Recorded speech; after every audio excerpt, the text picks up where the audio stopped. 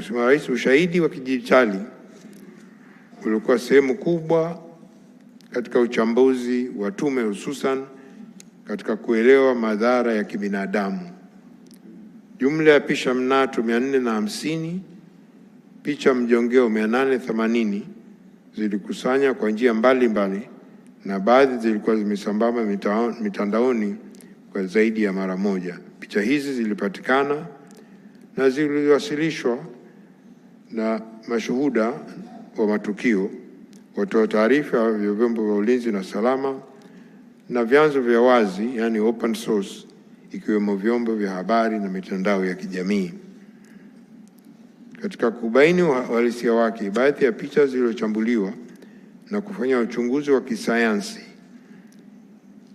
kwa kutumia wataalamu walioidhinishwa.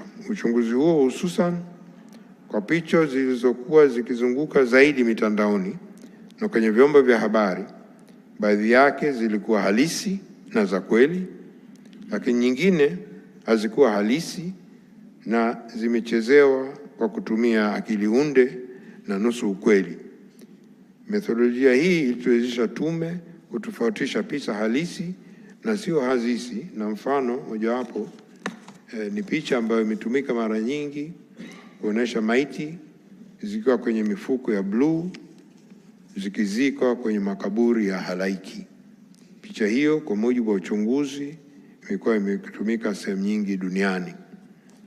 Matumizi ya ushahidi na taarifa mseto kutoka vyanzo anuwai yalilenga kuzingatia na kudhibiti viwango vya uthibitisho vinavyotambuliwa na tume za uchunguzi za kimataifa, yani ushahidi ambao mtu yoyote mwenye busara ya kutosha atauona ili kubaini hoja.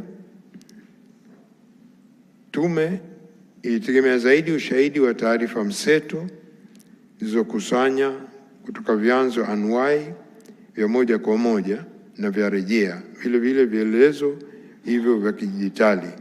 Tume pia izingatia umuhimu wa kuwa na ushahidi unaojitosheleza na ushahidi mwingine unahitaji kuungwa mkono.